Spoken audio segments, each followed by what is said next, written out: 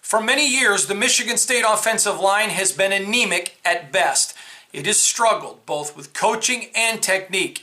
And recently, new Michigan State offensive line coach Chris Kapilovic was asked, after looking at this offensive line and all of the success and lack thereof, what are some things you'd like to change?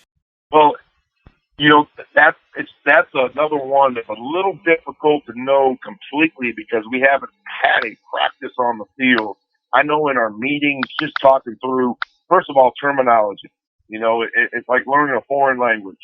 So the calls that I bring, that I usually have, are different than the calls they had previously.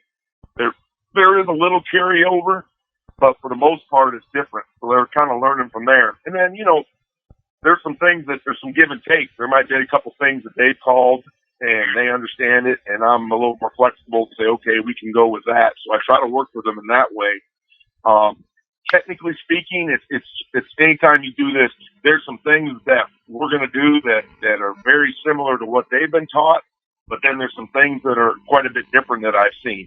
So it may be some just subtle things in the run game, with just their footwork and where I want their hand and hat placement.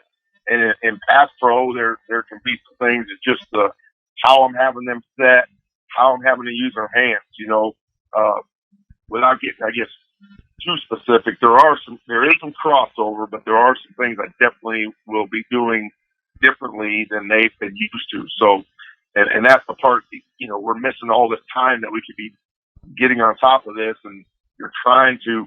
I've got a drill video that I've sent them of drills that I've done just so they can see it, start trying to do some of that on their own and try to learn. But it's a heck of a lot easier to teach it when we're doing it than just to talk about it.